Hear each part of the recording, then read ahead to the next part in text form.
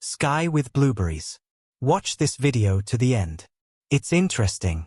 It was in the mid-90s, when I was in 7th grade.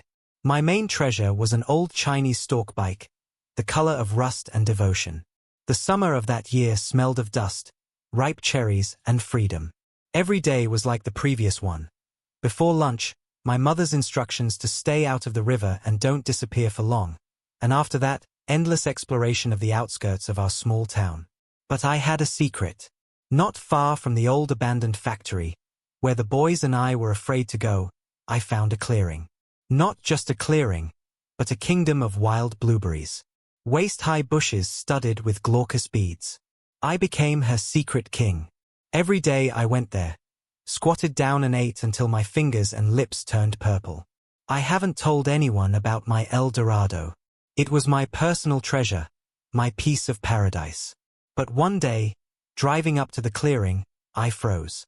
A girl was sitting among the bushes. About 10 years old, in a simple cotton dress, with 2 whitish pigtails. She didn't eat handfuls of blueberries like I did. She picked it carefully, berry by berry, into a small saucer, which she carefully held on her lap. My first feeling was anger. The invasion. She stole my paradise. I was about to shout, "Get out of here," but something stopped me. I was just watching. She was as focused as a young alchemist. Her fingers deftly picked only the ripest berries from the branches, without crushing the leaves. She was humming softly to herself. And then she lifted the saucer to eye level, looked at it, and smiled. It wasn't a smile of satisfaction from a delicious meal. It was a smile of incredible, pure tenderness, as if she were holding not blueberries in her hands, but the sun itself. My anger evaporated. I was curious. What is she doing with these blueberries? Why so carefully?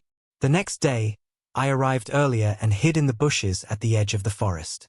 And she came again. With the same saucer. I gathered my portion, smiled at her and went not towards the village, but deep into the wasteland, to an old house with boarded-up windows. I followed her quietly. She walked up to the porch, where a red-haired cat was lying with its paws tucked under it. He was thin and battered. The girl carefully placed a saucer of blueberries in front of him. "Here, Ginger," she said. "They say it's very useful. It should help." The cat stretched lazily, sniffed the blueberries, poked them with his nose and turned away with obvious disappointment. He wasn't interested in blueberries. The girl sat with him for another minute, stroked his tousled fur, and then got up and left, leaving the saucer on the porch. I came out of hiding. The cat looked at me reproachfully, as if saying, "Well, what should I do about it?" And I looked at the departing girl and at this saucer full of her love and care, which no one appreciated. I didn't touch a single berry in my meadow that day. Instead, I went home, begged a piece of minced meat from my mom, and rushed back.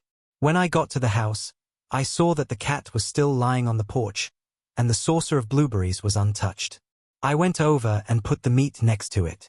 The cat instantly came to life, purred, and began munching on the treats. Since those days, my El Dorado has ceased to be just mine.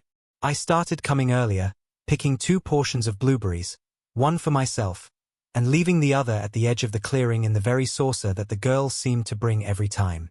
And then I would go to the house and feed Ginger with something more suitable. We never talked to that girl. But sometimes our eyes would meet, and she would smile her quiet, sunny smile again. Now I realized that she wasn't smiling at blueberries. She was smiling at hope. The hope that even the smallest and seemingly useless action, full of kindness, can make a difference. And you know, maybe, at least in the heart of one boy on a rusty bike, who that summer learned to see not only his blueberry sky, but also someone who needs a piece of your sun. Even in the form of a cutlet.